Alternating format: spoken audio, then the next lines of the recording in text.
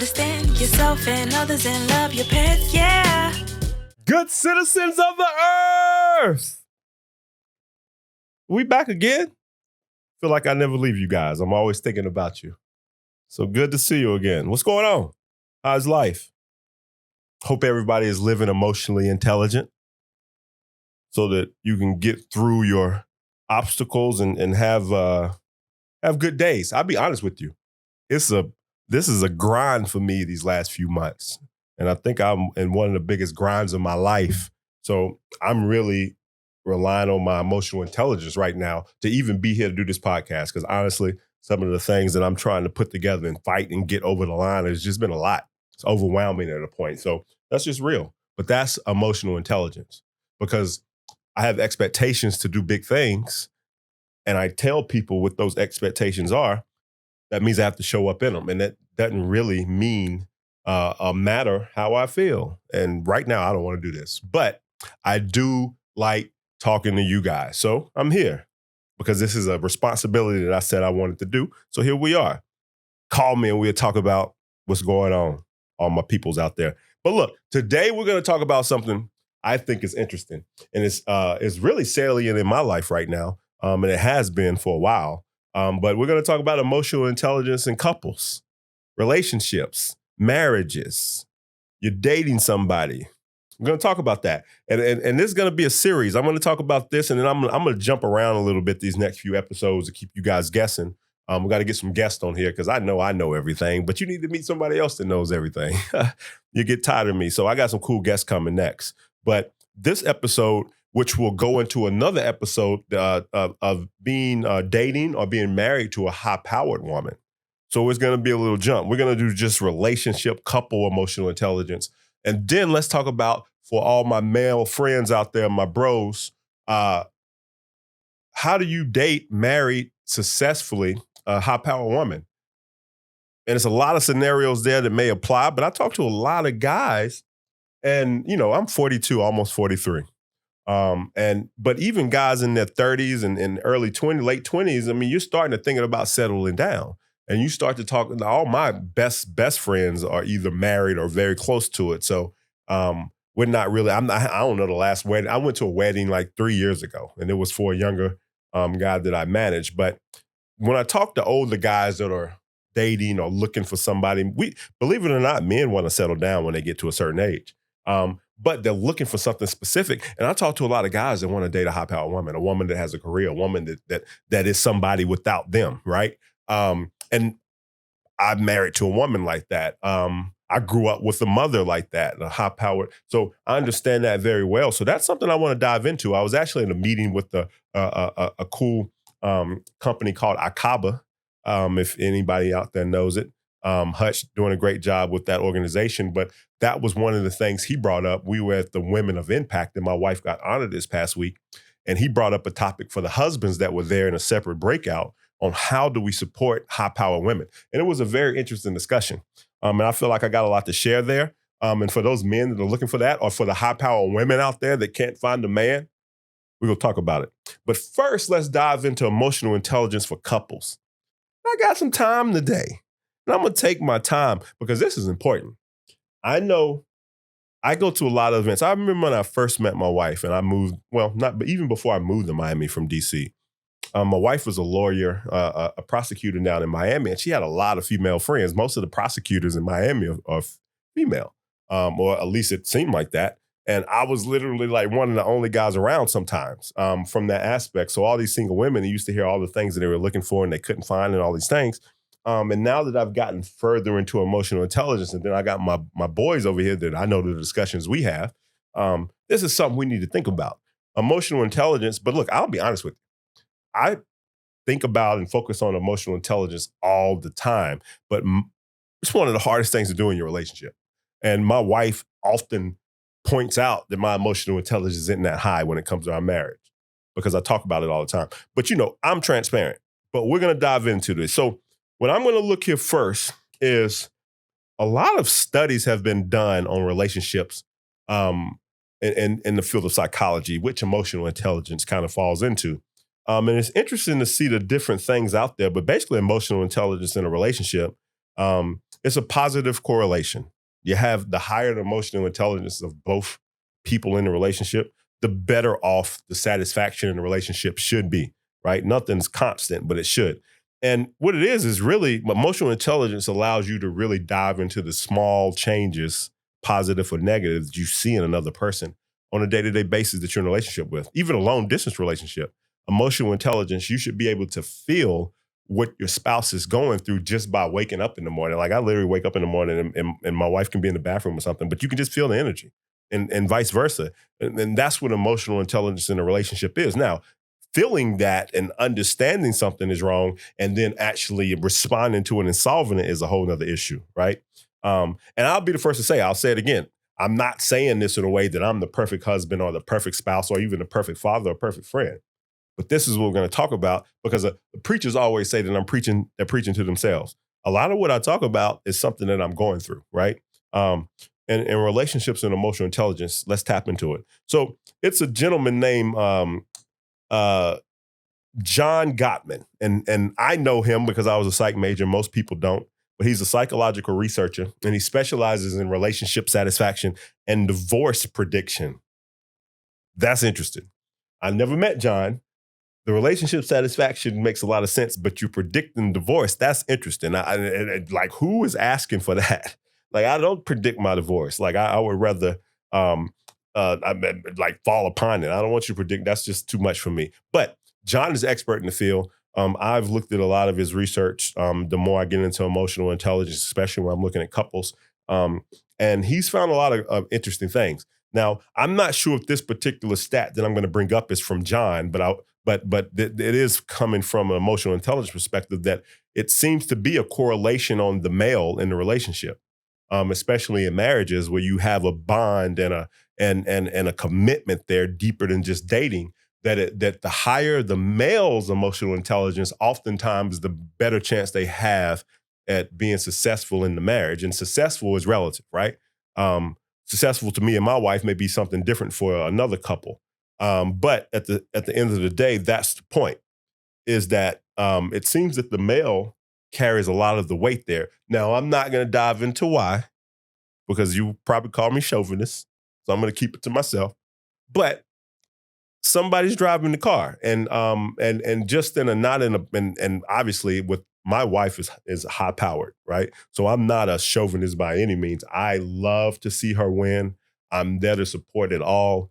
I actually need a wife like my wife. I'm a high flyer myself, and it just wouldn't work if I had somebody that didn't want to fly with me. So, and that's whether I'm being successful or not. She just has to be prepared to fly with me, and I can fly with her. Like I can get on her, so so it works for us. But when I say that we need to check in, let's dive into what John is talking about here. So emotional intelligent couples are those who consistently work on their friendship. And that's a very important point. And I can actually speak to that here shortly on just our lives. They know how to navigate conflict. Now, that's a tough one, especially if both of you are kind of hot-headed. And share mutual fondness, respect, and purpose with each other. So that's just the general overall on what emotionally intelligent couples look like. Now, obviously, it's a scale there, and it moves, and it's probably not constant, and life gets thrown into that. But that's generally what you'll see from emotionally intelligent couples that's successful. So we're gonna jump into the first one, and John in this particular thing is the number one is stay in touch. And stay in touch, he calls it updating your love map. I say staying in touch. And basically what that is, and I've actually seen this, and I'm not going to go through my whole marriage and relationship, but we've had some rocky times. I mean, we met, I moved, we dated long distance, I moved down, I got promoted, we got married, we moved to Michigan, we were newlyweds and having crazy trouble. All kinds of just being newlyweds we were in Michigan in the snow, and my wife left her career. We were having miscarriages and all this upheaval. I ended up resigning from the company and within a fight, and I left, and my wife had just started working there, and she was there longer than me, and I had to continue to listen to her on conference calls because she worked remote. with this company that I felt completely rejected and messed over by, and I still had to hear that, right? So emotional intelligence is something I had to really not just within my marriage, I had to develop for myself so that I didn't resent her and I didn't make it hard for her to be successful. Because at the time when I first left Stryker, the company, I was doing well financially up until that time, but then I left and then I put all my money into a company and made a lot of mistakes. So she was the breadwinner. So it was a lot within our marriage that she had to learn how to see me as whatever she saw me as. I think she may have resented me because I started a business and I was depressed and I was aloof and there was all this stuff going on. And she was the breadwinner and she was traveling and doing all the things. And I kind of resented her because it was a lot, right? So within that, I actually see when right now as she's an entrepreneur, like I've been for a while, and she understands some of the things I was going through now. We can kind of relate and check in with each other. So I think that's a great point that John makes is to stay in touch with each other. But you also have to take into account what's going on in each other's lives, right? When my wife was in corporate America and I was an entrepreneur, depressed, and just trying to figure it out, she had different stresses than I had. Now I understood because I came from corporate America and especially the company she was with. She didn't not quite necessarily understand entrepreneurship yet. So, from that dynamic, we had a lot of tension in those early years of her still being with them and me trying to figure it out. And when I look back on it, what we do well now is we laugh and we joke and we have a good time together. We're more friends now. Now I get life back then. It was just a lot of things that didn't allow that. But I also think that we were younger. We didn't know the things we know now. We were not aligned like we are now. So that laughing and being friendly is something that's very important early in a relationship, and especially as you move forward to continue to, because we both have big goals and big dreams, and we have children and families and all these things going on. And we have to balance all that. So it's important that that we like being around each other. Because if we don't, it doesn't work, and that's what ends up in divorce. So that's something that we've gotten a lot better at. One thing that I have gotten better at is apologizing early. And not just me, but people. We can be very off in our camps, off in our what we believe is right or wrong, and especially when you're in a couple and it's just you two, and you feel the way you feel and you feel wrong and everything else. Taking fights days and weeks on end, it's just not healthy for me. So a lot of times, even if I feel like I'm right, I'll just apologize and just disarm the situation. Whatever she wants to do from there, it takes the tension off of me because I can't deal with tension from the aspect of that type of tension. I got way too much tension in the things I'm trying to get done and things that I got to juggle and make work and all the different things. I don't want tension when I come home. It's just not something I want. So a lot of times I'll just disarm it and apologize. And that's something that John actually agrees with that staying in touch and updating your love map. Admire and respect each other, I think is something that is there as well. When I really respect my wife. She is a an intelligent young lady. I've seen her when I was depressed and detached and everything else when that happened with the company and I started a business and we moved back here. She held it down. She was a breadwinner. She's traveling the world. She was creating the first privacy program for a Fortune 500 company. And I was a blob over there trying to figure it out. And I'm not ashamed to say that. I'm back, but I was then. And she held it down. To me, you can call her She-Ra. She's my hero, honestly. And I feel the same way about my mom, and she was a single mom, but I saw my wife hold it down when I was literally, I couldn't, I'm embarrassed to say that, but I was a nobody in my heart. So I respect her for that. I admire her. And she needs to know that and feel that. Because in the days when she felt overwhelmed, I wasn't telling her that, but I was depressed. So now, even in the pressures we have now as entrepreneurs together, both doing things, I try to make sure she knows that. Good job. Wow, you can do it. I coach her just as much as she coaches me. So the second way we jump in, because I'm slowing down now that I'm coughing and sweating, is to show daily appreciation to each other. And John says the antidote to criticism and contempt. Now, criticism and contempt is something that me and my wife did well early in our relationship, I'll be honest. She's a lawyer. I'm a sales rep. We both have an opinion. So number 2 from John's list is to show daily appreciation. He says it's the antidote to criticism and contempt. My wife and I did that really good. Criticism and contempt of each other when we first got married. We moved to Michigan and we were up there together in the snow. I was traveling. She was at home at first, not working. Um, it was a nightmare. Not just in my world, her world too. It was crazy. And that criticism and contempt, John says, is when one person puts the other down, criticism, they feel superior, contempt, um, forcing the other to either protect his or her ego, defensiveness, or his or her emotions by shutting down, which is stonewalling. So that is perfectly the cycle that you find yourself in, that we were in for so long. Honestly, I think if we were in Florida, we probably wouldn't even have made it through that period. Us being off in Michigan in the wilderness.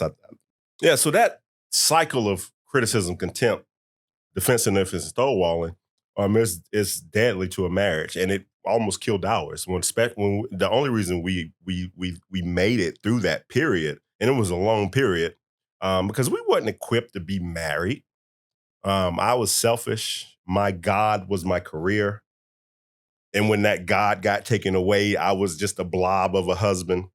Um, we never had an example of marriage in our life that from our parents to really know what it was to be married. And we struggled for a lot of reasons. Some of it we had no control over, others we did. But to stop that cycle, he said, practice fondness and admiration. And I can definitely think back on how we got healthier.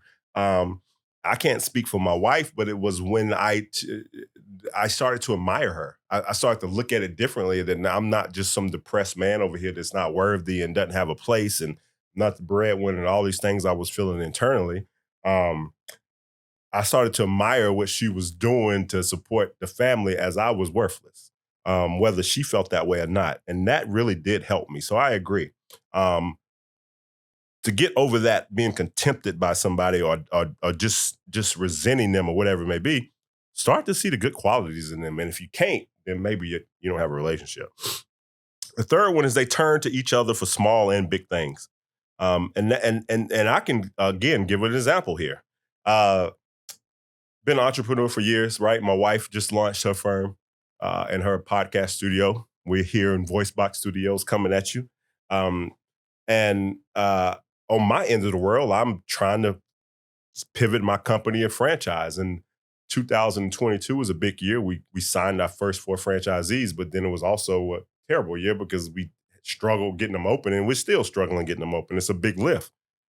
But I put everything aside for the back half of the year and the beginning of this year because we had to get this open.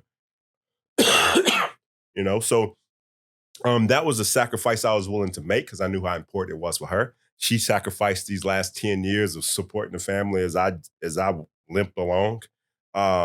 So it made sense for me to put everything I had into helping her get this open and to helping her make it successful. In addition to what I want to do, right? I know entrepreneurship is tough. God sent me first to scout out the land and figure out how it works and what to do. And now she can benefit from my knowledge, and I willingly give it, not as I know more than you and listen to me, but we're a team, right? So that piece of it is that even in the moments where I may not be the best husband and she may be mad at me, she knows I'm here for her. She knows I'm here to support. She knows that even in those mad times, we can put that aside and make sure the team wins. And that does require demonstration. It may not be my wife's love language or your spouse or love language, but just making sure I'm supporting her in what she's doing, right? Especially in our culture where a lot of what we're doing as African Americans is first generation sometimes. I'm a first generation business owner in my family. So is she, right? So how do we support each other to make sure it's the second and third and fourth and fifth and 10th and 11th and 20th generation of business owners in our family? Is that I got to make sure I support her doing it and she supports me. It's a team effort. And that's important that we support each other. So from that aspect, from that aspect of it is that we support each other. It's us against the world, literally. So when I'm in here at 2 in the morning, a couple months back, scraping paint off the floor and painting, and I'm tired, and she's getting on my nerves, and the 3 year old is stepping in pain, and all the stuff we went through, it was worth it to see how happy she was on that grand opening day, and also to see her blossom right now and how she's killing it as an entrepreneur.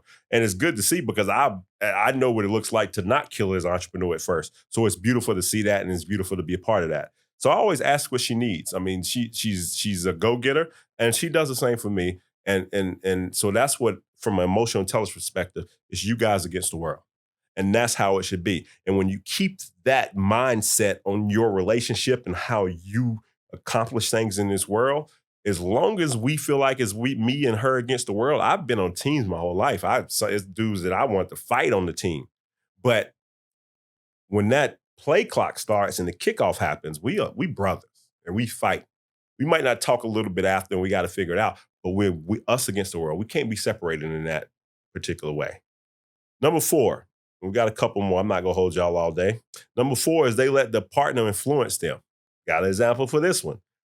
You're gonna have to get my wife to come tell you about me. I can't talk about me, and because I can't say I'm a great husband, and she needs to tell you that. But for one thing that she really likes to do is she basically is my stylist, but not, and she's mean to me. I'm be honest, like I may seem like this macho guy. I'm pretty soft feelings. I like, I'm joking, but I listen to her with my style because, I'm not the biggest, I walk around barefooted. I'm from North Carolina, right?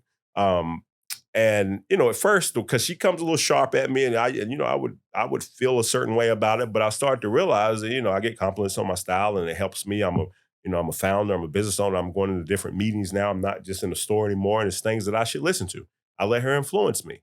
I let her influence me in a lot of ways. It's not a bad thing, men, to have a woman in your life that has intuition. And this is something else that Hutch said at Akaba, and that I totally agree with. I coming from a single mother household and a very strong matriarchal grandmother, I've always been cool with female leadership. And the reason why is that they do have a lot of intuition. I like to think that I'm very high on discernment, but intuition, women just have it. And find a woman that you love that has that intuition, and then follow it. It's God, right? So I let her influence me. Now I'm not saying it's easy because I am an opinionated person, and there's certain things that I'm not going to budge on. But it is things that I let her influence my life because it benefits me and her and the family. So men, let them influence you, and women, let us influence you too. We have some perspective as well. The next one is they keep high standards for the relationship. And what does that mean? For my wife and I, and we got about four more here, for my wife and I to keeping the high standards in a relationship, for us, it means that we keep our goals high. We're both type A, we goal-oriented people. And John says something that's very important here. And he says that a big misconception with couples is that huge expectations cause unhappiness in a relationship. And couples that believe this to be true, they lower their standards in order to avoid disappointment. But think about that. You're inviting disappointment because you're not fulfilled. So lowering your standards, so we're not going to go after these big goals or whatever it may be, children, a house, or whatever it may be, career, or traveling the world, or we want this for our marriage or that. You don't go after it because you don't want to be disappointment, but that's the fastest way to be disappointed. You're not fulfilled. Go after it. And my wife and I, we share that drive. And I'll be honest, sometimes it can be a little cumbersome when we both have things to do. But the sacrifice is that I want to see her successful and she wants to see me successful. So the sacrifice it comes within that. It's expectations, remember?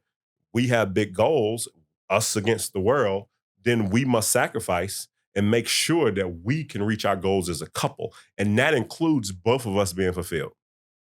Make sense? But remember that don't lower your standards ever. Now, I say that in meeting new people. Sometimes you need to get to know people. First impressions aren't always true. So I'm not saying lower your standards and only need this type of person. I'm saying that don't lower your expectations for your relationship and for your goals and your dreams. You, woman, should accomplish your goals and dreams if you have them. And you, my man, should accomplish yours too, because that's what both brings the fulfillment to the relationship. If one person is unhappy, and I know this very well, my wife was in corporate America and wanted to go after her entrepreneurial dreams and I was out here doing it not very well and depressed and everything else, and she resented me as if it was like this I was living my dream when I literally was living in a nightmare. I didn't check in with her and tell her that, but I wasn't and she wasn't. It made sense for us to sacrifice for her to be fulfilled too. Now I've gotten to fulfillment, but I just don't agree with a relationship that one feels less than for any reason. I just don't. Maybe your relationship works like that, and if it works for you, keep it relative. All right, so number 6, we got 7, 8, and 9 on the speed up, and we're done. But this is an important episode because a lot of couples don't make it, and a lot of them do. So what is it? Is it something we must do, or is it matter? Is it a little fluid? I think it's fluid, but these are the pieces that we need to focus on. And this kind of goes into the last one. They support their partner's deepest dreams. I knew a couple one time, and I'm saying no names. I know a lot of people. I'm 42 years old, but they didn't even know what each other. They had been together a long time, and they didn't even know what each other's dreams were. Now, I didn't know this at the time. I wasn't like some emotional intelligence person just coaching people. But it was even then it was odd. Like, how do you even have a friend that you don't know what they want to do? Well, what they aspire or like what happens tomorrow? If you are in a relationship, you should absolutely know what heaven looks like for your partner, your spouse. Not that mean you're gonna reach that. That doesn't mean you're gonna get that or obtain that, but you should absolutely know what that is so you can always help them to get towards it. What I found is the more fulfilled, I just get fulfilled on seeing other people succeed. And I know that sounds wonky and you think I'm lying when I say that. I don't. I cry when you win. It is what it is. But especially my wife, right? I want to see her, I want to see her win. So supporting her deepest dreams for me is natural. And it's natural for her too. She's a very loyal person. But if you're in a relationship and you don't know what your partner's dreams are, then you probably start there. I think that'll enter into a good conversation because you can't support somebody if you don't know what it is they want. Maybe you can't offer it and that scares you, but that absolutely doesn't mean that they shouldn't want it. It's a relationship. Number 7, they know how to soothe themselves and each other. Now, what does that mean? That means you go soothed in this particular case is what we're talking about here with John is that how do you handle conflict? Conflict as in, my wife's a lawyer and she can argue. Now, I'm very politically oriented and have always been interested in politics, and I'm a know-it-all in some respects of being able to, I don't know everything, but the things I know, I'm not afraid to say I know it. And so we can have some heated arguments. But in that, I've learned that is that arguments can't last forever. Like at some point, it has to have a safe word. Now, I'm not saying my wife and I have this. I'm going by John's suggestions, but I can see where he's going. I tend to walk away. Now, my wife kind of takes that as I'm shutting down, not walking away. Like we're not getting anything done here. We're just going back and forth. You're right. I'm wrong. I'm wrong. You're right. Whatever. We both think we're right. If it's hard to apologize in a moment. I might do that a few hours later, but I will walk away. For me, that's soothing myself. Not that she wins or loses. It's just not worth it. We go be married tomorrow. What are we fighting over? It's not that important. How do you soothe yourself? And then once you find how you do that in a healthy way, then allow your partner to do it. Arguing just for the hell of it helps nobody.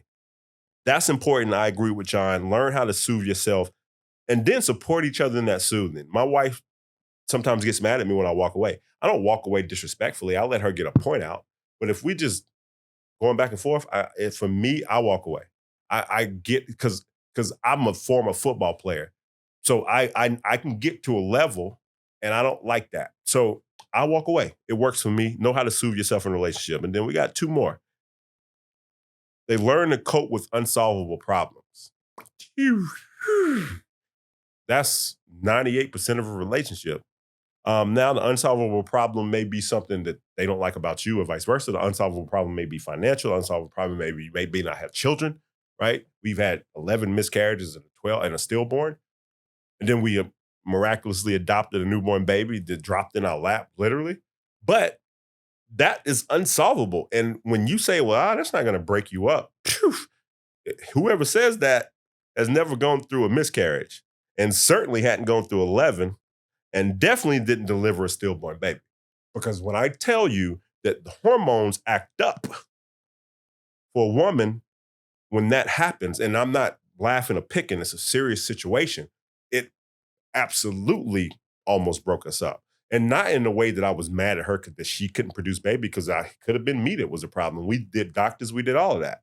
But that was unsolvable for us. And not only that, I saw my wife just go through a lot of health issues for years because of childbirth. So for us, that was unsolvable. And we literally we had to table it, not forget about it, not continue to believe that it was going to happen for us. But it couldn't continue to drive our relationship if we wanted to be together long term, because it would be resentment in there. It would be things that it just happens. That for us was unsolvable. Emotionally intelligent couples recognize the monumental thing there that they can't control it and they can't solve it, or you then going to let it break you up. And the beauty of it, and I think this is the miraculous part of it, is when we put the burden down and moved on from it, everything we wanted happened, and not through us. It was amazing. It's a lesson for everybody. And the last one is they share meaningful rituals. And number 9 is they share meaningful rituals. Now, rituals for me I don't like that word. I don't like anything that's ritual, just for me. You may feel that way or not. For me, what John is saying here is share something meaningful together. For my wife and I, it's our faith. We're Christians. We believe in Jesus Christ. When we met, I was agnostic. And if you don't know what agnostic means, is I thought it was a higher power somewhere out there, universe or something. But it didn't really care about me. And I was just a number. I was just some DNA and cells and electrons walking around on Earth. My wife had a deep faith in Christ. And I'm not a follower by any means. So it's not that I just capitulated to what my wife believed. I did my research. I experienced it. I have a relationship with God now. And I'm fine with that. We're able to share that. And it propels us to not necessarily greatness. I don't know what that means, but it definitely it ties us. We're on the same. We have the same plane. We have the same view of the horizon, and it allows us to get through tough moments in life because we believe the same thing. Now, I've heard of couples that don't believe the same thing. Some that if it works for you, right? But share something meaningful that ties you guys together. Now, I suggest from a ritual perspective to be careful, but for my wife and I, it's our faith in Christ. And that's what we lean on. We practice it. We pray. We believe together. We have faith together. And it has gotten us through the tough times. I mean, I can imagine, I can think of probably 100 times when we almost got divorced. And I'm not lying. We've been together 14 years, almost 15. And I'm not laughing when I say that. The beginning of our marriage was rough. But we definitely feel like we were put together for a reason, and that's what we're living. It hasn't been easy. So our faith that we share together, that we practice together, that we outwardly live together, that we're example together, is really why we're successful individually and together as a couple. But that is the beginning of the couples talk that I want to do. with emotional intelligence. The next will be, and it's not going to be next episode. Hopefully this was interesting to you. I talked to a lot of people with relationships, and I'm not a relationship expert at all, so I really don't coach on that level. I'm more of a fulfillment coach. Like, where is it you want to be, and how do we get there? And what's the mindset that gets us there and keeps us there? But relationships is part of emotional intelligence, and I have a marriage, and we're doing some things together as entrepreneurs that definitely test what we do. So I thought it was pertinent. But I really want to get to the part of how do you support successful people together. We're going to do high-powered woman first, but that doesn't mean the man's not high-powered. I'm not a slouch. How do I support her, and how does she support me? We're going to start off with, how do I support her? How do you support her? And maybe your woman's not high-powered, but maybe she wants to be. How do you support her there, right? This is important. And the more fulfilled we are together, the easier it is to get to our fulfillment and goals in life in general. I'm the emotional pet guy. Good citizens of the earth. This was great. Hopefully this helps some couples. Respond to me, subscribe to my podcast, help me grow. And I appreciate you guys tuning in. We'll see you in a couple days. Peace. About life now, turn on the lights now. The Emotional Pet Guy Podcast, yeah. Talking about life now, turn on the lights now.